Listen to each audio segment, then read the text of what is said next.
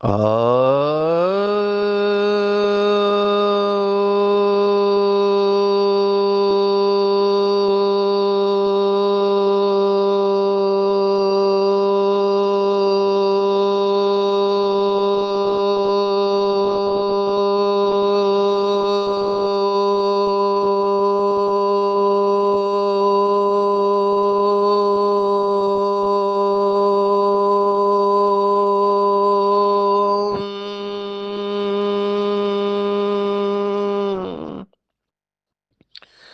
Shanti.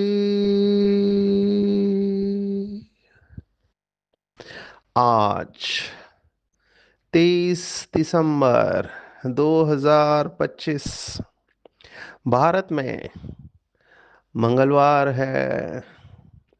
Today is 23rd December 2025 and it's Tuesday in Bharat.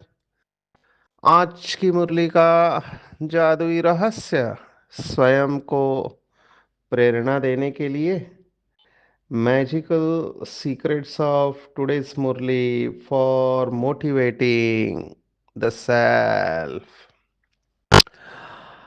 आज की साकार मुरली मैं कहूँगा झेरॉक्स करके रखना चाहिए। बहुत ऐसी साकार मुरलियाँ है जो अति विशेष है। वैसे हर मुरली का अपना महत्व है, लेकिन आज की मुरली साकार मुरली होते हुए भी बाबा एक ही सब्जेक्ट शुरू से अंत तक लेके जा रहा है। नहीं तो साकार मुरली में लहरें उठती रहती है। आज की मुरली में कम लहरें उठी है, एक ही सब्जेक्ट फोकस होके बाबा बता रहे हैं। आज की मुरली पूरी श्रीमद् भगवत गीता है, चौथे अध्याय का श्लोक गहना कर्मणो गति, जिसमें कर्म अकर्म और विकर्म की व्याख्या दी हुई है। विकर्मश्च बोद्धव्यम गहना कर्मणो गति, है ना। ये श्लोक आज पूरा बाबा डेप्थ में गया है। जो भी बाबा के बच्चे फास्ट जाना चाहते हैं, वो मन बुद्धि और संस्कार, ये जो आत्मा का पहला चैप्टर है, इसकी गहराई में जाएंगे तो बहुत सारी पावर्स अनुभव होगी। बहुत अच्छा क्लैरिटी बाबा ने दिया हुआ है और ये बेस है। इसके और गहराई में जाएंगे तो बहुत सारे रत्न प्राप्त होंगे। मैं हर मुरली में नोट्स बनाता हूँ, अंडरलाइन करता हूँ, बार बार पढ़ता हूँ, लेकिन इस मुरली को मैं रख ही नहीं पाया। मैं दुविधा में पड़ गया, कौन सा छोड़ूं। मैं कुछ भी छोड़ नहीं पाया, ऐसा फ्लो है इस मुरली में। तो मुझे समय कम पड़ने वाला है, क्योंकि ये केवल संकल्प विकल्प और निरसंकल्प इसकी बात नहीं है। इसके अंदर बहुत कुछ छिपा हुआ है, हम खोलने की कोशिश करेंगे। बहुत सारी बातें बाबा ने बताई है। Number one, as a doctor मैं आपको कहना चाहूँगा, बहुत लोग जो मेरे पास आते हैं वो इस बात से दुखी रहते हैं कि नंबर वन, उनका मूड ऑफ होता है। अभी ये मूड जो है वो बार बार बदलता रहता है। वैसे मेडिकल साइंस में ये बताया जाता है कि पुरुष और स्त्री में स्त्री का मूड बदलने के चांसेस ज़्यादा होते हैं कंपेयर टू मेल्स, क्योंकि मेल्स के अंदर हार्मोनल फ्लक्चुएशन इतना नहीं होता है जितना स्त्री के अंदर होता है। क्योंकि उनका हर महीने का हार्मोन्स ईस्ट्रोजन प्रोजेस्टेरॉन बदलता रहता है, तो चंद्र के हिसाब से वो चलते हैं। हमारा दोनों का शरीर चंद्र के हिसाब से चलता है, लेकिन ये हर महीने का जो साइकिल है उसमें जो मूड फ्लक्चुएशन है एक बहुत बड़ा सब्जेक्ट है। और सेंसिटिव लोगों का इसके ऊपर बहुत इफेक्ट आता है। ये मूड स्टेबल करने में काफी समय चला जाता है। आज हम ये मूड डिसऑर्डर दोनों में देख रहे हैं।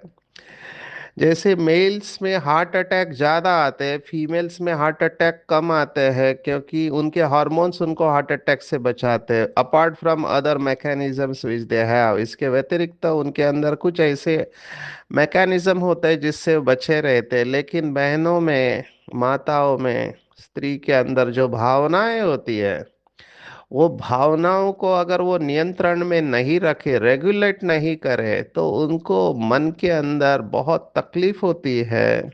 और मेंटल डिसऑर्डर्स, मानसिक बीमारियां उनको होने के चांसेस ज़्यादा रहते हैं। ये हिस्टीरिया नाम की बीमारी ऑलमोस्ट एक्सक्लूसिवली इन फीमेल्स, उनके अंदर ही होती है। तो आज की मुरली में मैं इसको क्यों जोड़ रहा हूँ, क्योंकि जो लोग कहते हैं कि हमारा मूड कभी उदास हो जाते हैं, कभी तो खुश रहते हैं, कभी गुस्से में आते हैं, कभी नाराज हो जाते हैं, ये सब जो मूड बदलते रहते हैं, ये मूड हमारे कंट्रोल में रह सकते हैं अगर हम मुरली को अच्छी तरह से स्टडी करें। क्योंकि मूड उसके पहले की स्टेज है फीलिंग्स एंड इमोशंस। अभी देखो साइकोलॉजी में, मनोविज्ञान में, थॉट्स के बाद फीलिंग्स, इमोशन, मूड, टेम्परामेंट, ऐसे डिग्रीज आए हैं। थॉट्स के बाद जो फीलिंग्स या इमोशन रहती है वो थोड़े समय तक रहती है, उसके बाद जो मूड बनता है वो उससे ज्यादा समय तक रहता है। टेम्पर माना आपका स्वभाव बन गया, तो वो लंबे समय तक रहता है। जैसे कुछ लोगों का नाराज होने का स्वभाव ही रहता है, कुछ लोगों का गुस्सा करने का नेचर बना हुआ है। अभी वो ओरिजिनल नेचर नहीं है, लेकिन बहुत बार कर्म किया है तो वो स्वभाव बन गया है। तो इसको चेंज करना है तो ये मन बुद्धि संस्कार को गहराई से समझना पड़ेगा। कोई भी संस्कार, आदत बदलनी है तो मन बुद्धि संस्कार के गहराई में जाना है। देखो आज बाबा ने क्या कहा। बाबा ने कहा जब तक तुम यहाँ हो तब तक तुम्हारे संकल्प जरूर चलेंगे। माना इस दुनिया में संकल्प चलने ही है। तो अगर संकल्प चलेंगे तो जैसा संकल्प होता है वैसे हमारी भावना होती है। अभी कई लोग कहते हैं कब मूड ऑफ होता है हमको पता ही नहीं चलता है, कब गुस्सा आया हमको पता ही नहीं चलता है। अब ये पता नहीं चलता है, इसको हम अंग्रेजी में कहते हैं अनकॉन्शियस लिविंग, माना बेहोशी में जीना। योगी और साधारण व्यक्ति में यही फर्क रहता है कि योगी हमेशा जगा हुआ रहता है। ये भी भगवत गीता का श्लोक है। जब दुनिया सोती है तो योगी जागता है, और जब योगी जागता है तो दुनिया सोती है। अब ये दिन और रात की बात नहीं है, ये अवेकनिंग की बात है। अवेकनिंग, हमारा ये जो कोर्स बहुत प्रसिद्ध हुआ शब्द अवेकनिंग विद ब्रह्मा कुमारीज, ये नींद से जागने की बात है। देखो एक कोट है कार्ल युंग, जिसे भारतवासी कार्ल जंग कहते हैं। वो जंग नहीं है, उसका प्रोनाउंसिएशन, उच्चार युंग है, पर ठीक है, भारत में सब चलता है। एक कार है जिसका नाम है फॉक्सवैगन, लेकिन भारतवासी उसको पढ़ते हैं वॉक्सवैगन, क्योंकि वो पहला जो अक्षर है वो वी अंग्रेजी में है, तो उसका उच्चारण तो वॉक्सवैगन होगा। लेकिन फ्रेंच में वो फ हो जाता है। तो हम एक ग्रामर में नहीं जाएंगे। मैं कह रहा था कि जो लोग कहते हैं अनकॉन्शियस, कब गुस्सा आया, उनके लिए कोट है, ये कार्ल यूंग का बहुत फेमस कोट है। कार्ल यूंग अंग्रेजी में कहता है unless you become conscious of your unconscious it will rule you and you will call it as fate. बहुत पावरफुल है। हिंदी में उसे कहते हैं कि जब तक आप अपने सुषुप्त, माना अनकॉन्शियस, सुषुप्त भावों के प्रति जागरूक नहीं होंगे तब तक वो आपके ऊपर राज्य करेंगे और आप उसे नसीब कहोगे। ये बहुत गहरी बात है। तो वो यही कह रहा है कि अपने सुषुप्त में जो पड़ा है उसके प्रति जागरूक हो जाओ। मैं इसके ऊपर बहुत गहराई से सेशन लेता हूँ जहाँ भी मुझे समय मिलता है। मन के ऊपर जब मैं बोलता हूँ तो I talk about something known as Johari window. अब ये मनोविज्ञान वाले इस जोहारी विंडो को जानते हैं अच्छी तरह से। मैं शॉर्ट में सुनाऊंगा क्योंकि मुझे मुरली पर आना है। जोहारी विंडो माना हमारे व्यक्तित्व के अलग अलग हिस्से होते हैं। तो कौन कौन से हिस्से होते हैं? तो एक है जो दूसरे जानते हैं कि ये कैसा व्यक्ति है। एक है जो मैं जानता हूँ कि मैं कैसा हूँ। एक है जो हम दोनों जानते हैं। और एक है न मैं जानता हूँ न दूसरे जानते हैं। तो जो न मैं जानता हूँ न जो दूसरे जानते हैं वो हो गया हमारा अनकॉन्शियस। तो ये अनकॉन्शियस में बहुत सारी बातें पड़ी हुई रहती है। अभी जोहारी विंडो बहुत बड़ा कंसेप्ट है, मैं उसमें नहीं जा रहा हूँ। मैं आ रहा हूँ संस्कार परिवर्तन के ऊपर, क्योंकि जो लोग कहते पता ही नहीं चला गुस्सा हुआ, पता ही नहीं चला मूड ऑफ हो गया, ये पता नहीं कि भाषा छोड़ दो। योग माना खुद को देखना। अभी खुद को देखना माना क्या? मैं एक शब्द इस्तेमाल कर रहा हूं अंग्रेजी का, द टॉर्च ऑफ अवेयरनेस। माना जागृति की टॉर्च। हम क्या करते हैं, जितना बाबा को याद करते हैं एक प्रकार से बाबा से ऐसी लाइट आती है कि हमारे अंतःकरण की गहराई में जो छिपी हुई बातें हैं वो सब प्रकाश में आ जाती है, लाइट में आ जाती है। अब ये थोड़ा डरावना हो सकता है क्योंकि हमारे अंतःकरण में क्या क्या पड़ा है हमको ही नहीं पता। कनेक्ट करूंगा स्टोरी के साथ। एक भाई ने कहा, बहुत अच्छी आत्मा जिसने कभी भी जीवन में शराब को हाथ नहीं लगाया, वो कह रहा है मैं सपने में देखा कि मैं शराब पी रहा हूं। एक व्यक्ति जिसने कहा कि काम विकार से मेरा दूर दूर का रिश्ता नहीं है, लेकिन स्वप्न में काम विकार में बहुत डिस्टर्ब हो गए, कहाँ से आ गए ये? हम नहीं जानते। इसका एक ही जवाब है, दो पॉसिबिलिटीज है। एक, हमारे अंतःकरण में पिछले जन्मों की फाइल पड़ी हुई है। तो जो बाबा कहता है, एक स्पष्टीकरण ये है कि जितना आप आगे बढ़ोगे माया रुस्तम होके लड़ेगी या बीमारी बाहर आएगी। अभी बीमारी बाहर आना माना क्या? कि आप जितने अंदर जा रहे हो गहराई में, आपको बीमारी के ऊपर बीमारी, माना आपके अंतःकरण में पड़ी हुई फाइल्स बाहर आ रही है। डरना नहीं चाहिए, इससे बिल्कुल नहीं डरना है। जब तक आप इसे छेड़ोगे नहीं, ये आपको कुछ नहीं करेंगे। ये आपसे विदाई लेने के लिए आए हुए हैं कि हम आपके अंदर पड़े हुए थे, हमें मुक्ति दे दो। वो जाएंगे।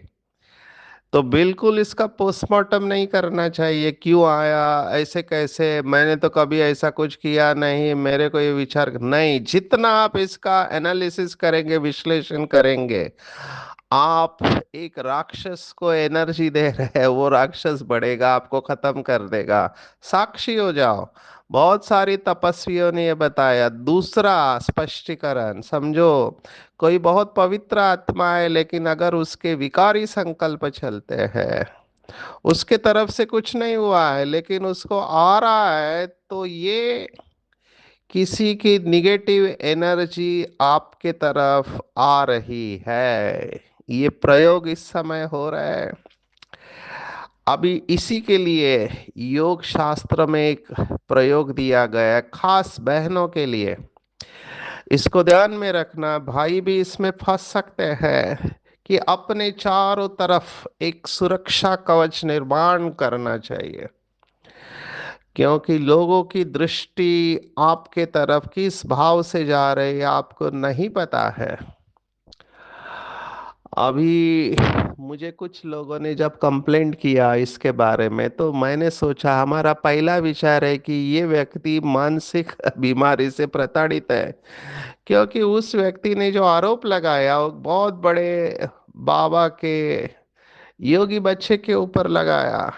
तो हम तो शुरुआत में इसको मानसिक बीमारी ही समझते हैं, क्योंकि मानसिक बीमारी में भी ऐसा होता है। हम इसको अंग्रेजी में कहते हैं आइडियाज ऑफ ग्रैंडियोसिटी। मानसिक बीमारी में हमको लगता है कि कोई हमें तकलीफ दे रहा है और वो बहुत बड़ा स्टार है, बहुत फेमस व्यक्ति है।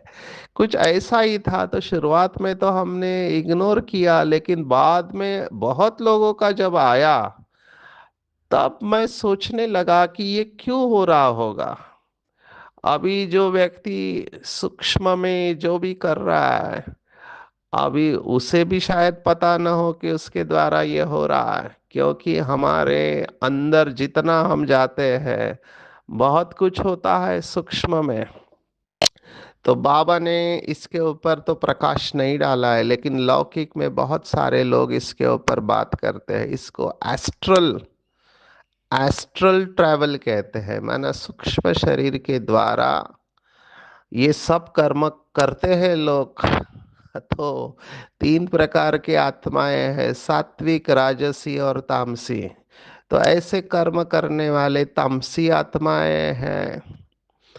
तो यहाँ पर मैं ये बात को इसलिए टच कर रहा हूँ क्योंकि ये दिनों दिन बढ़ते जाने वाला है। और बहुत भाई बहनों को इसके बारे में पता नहीं होता है, वो अपने को दोष देते हैं। नहीं, मैं आज की मुरली के साथ इसको कनेक्ट करूंगा, क्योंकि आज की मुरली में बाबा ने इसका सॉल्यूशन दिया हुआ है। बाबा प्रॉब्लम में ज़्यादा नहीं जाते हैं, सॉल्यूशन के ऊपर फोकस करते हैं। बाबा ने देखो क्या कहा, ये पूरा पैराग्राफ है, इसलिए मैंने कहा ये मुरली को बहुत अच्छी तरह से समझना है। बाबा ने कहा, शिव भगवान वाच, निरसंकल्प अवस्था में रहने से तुम अपने तो क्या, किसी भी विकारी के विकर्मों को दबा सकते हो। कोई भी कामी पुरुष तुम्हारे सामने आएगा तो उसका विकारी संकल्प नहीं चलेगा। ये बहुत बड़ा वाक्य है। कामी पुरुष जो हमेशा शरीर की तरफ देखते हैं और मनसा से पाप कर्म करते हैं, ये बहुत कॉमन है। सिर्फ इसके बारे में बोला नहीं जाता है, लेकिन ये बहुत कॉमन है। एज अ डॉक्टर हम इसको जानते हैं। सिर्फ ये निगेटिविटी होने के कारण हम उसका स्पष्टीकरण में नहीं जाते। जैसे मैंने कहा, विश्लेषण मत करो, सॉल्यूशन के ऊपर फोकस करो। जैसे कोई देवताओं के पास जाता है तो उनके सामने वो शांत हो जाता है, वैसे तुम भी गुप्त रूप में देवताएं हो। तुम्हारे आगे भी किसी का विकारी संकल्प नहीं चल सकता है। परंतु ऐसे बहुत कामी पुरुष है जिनका कुछ संकल्प अगर चलेगा तो भी वार नहीं कर सकेगा, अगर तुम योग युक्त होकर खड़े रहोगे तो बाबा ने कंडीशन दिया है। दो बातें, ये जो मैंने लास्ट का एक वाक्य पढ़ा उसमें बाबा ने स्पष्ट कहा, ऐसे बहुत कामी पुरुष है। माना बाबा भी एक्सेप्ट कर रहा है, मेडिकल साइंस इसको एक्सेप्ट करती है। बहुत कामी पुरुष है जिनका कुछ संकल्प अगर चलेगा तो वो वार नहीं कर सकेगा, अगर योग युक्त होकर खड़े रहेंगे तो। ये बाबा बहनों के लिए कह रहा है, क्योंकि डे बाय डे जितनी निगेटिविटी बढ़नी है, ये काम विकार के थॉट्स चलेंगे ही चलेंगे, क्योंकि लोगों के पास दूसरा ऑप्शन ही नहीं है। स्ट्रेस इतना बढ़ रहा है, तनाव इतना बढ़ रहा है कि काम विकार लोगों के लिए एक सेफ्टी वॉल बन गया है। जैसे प्रेशर बढ़ने के बाद वो प्रेशर रिलीज होता है, वैसे काम विकार को यूज किया जाता है। इसके वजह से बहुत सारे गुनाह होते हैं, क्या नहीं होता है, केवल इस काम विकार के वजह से। आप सोचो क्यों बाबा इसको पॉइजन कहता है। तो सॉल्यूशन क्या है, लाइट के कार्व के अंदर रहो। ये एस्ट्रल अटैक से आप बचे रहेंगे, खास बहनों के लिए और कुछ भाइयों के लिए।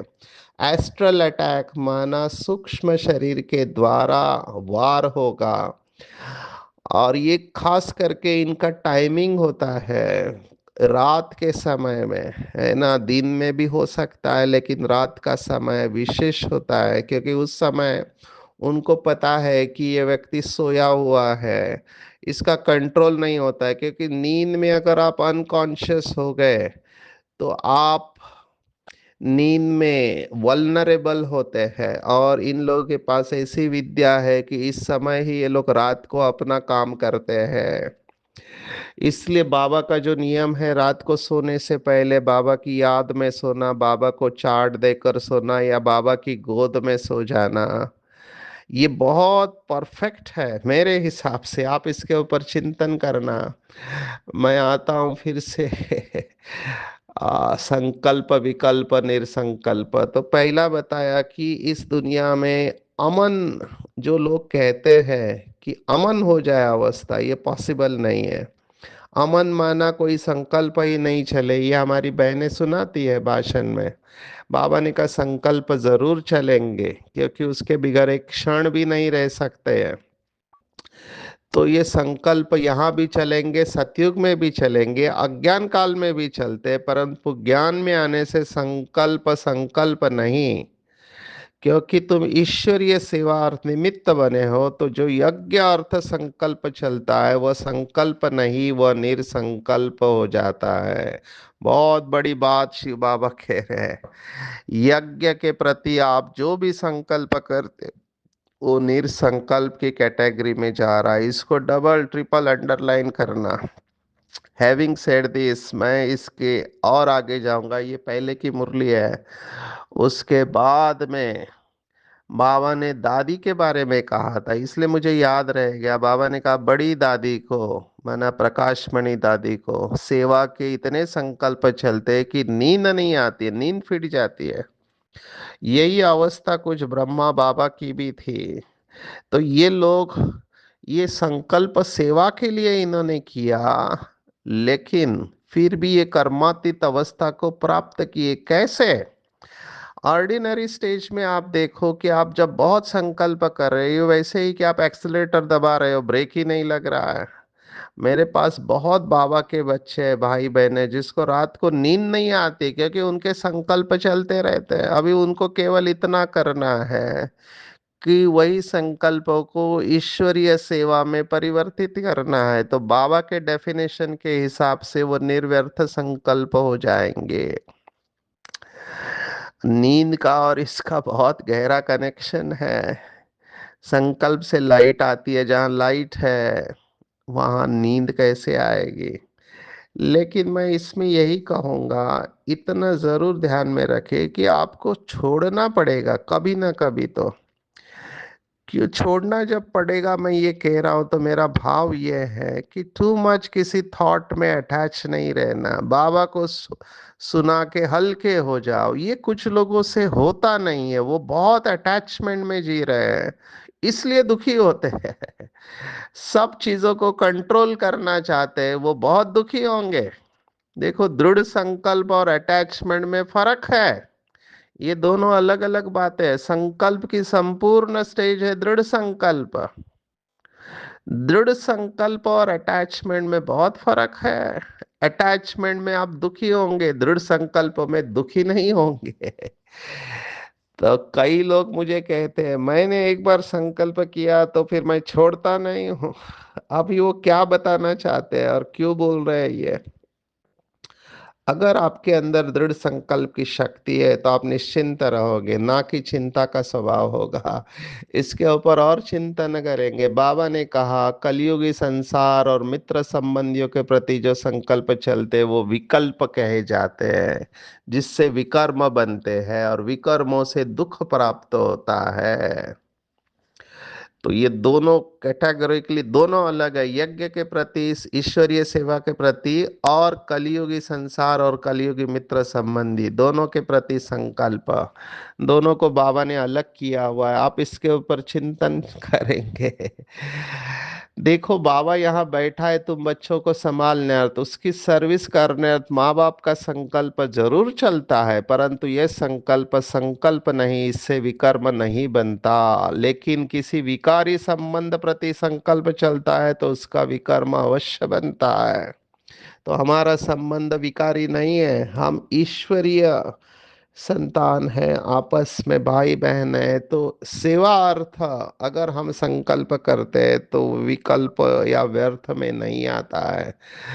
इसलिए सेवा जो भी करते हैं उसमें अनासक्त होना चाहिए, केवल फर्ज अदाई की वजह से, मोह नहीं होना चाहिए।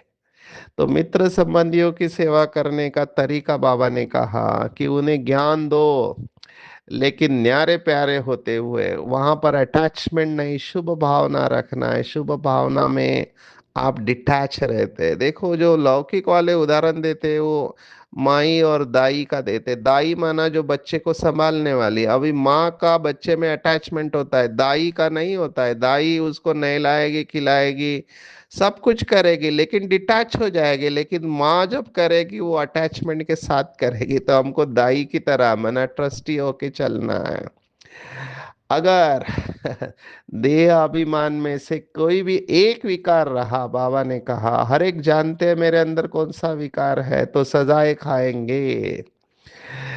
तो बाबा ने आज बहुत अप्रिशिएट किया है उन बच्चों को जिनके अंदर एक भी विकार नहीं है। उन्हों की अवस्था ज्ञान विज्ञान में है, और सभी उन्हें वोट देंगे। मुझे ये शब्द बहुत अच्छा लगा, वोट देंगे।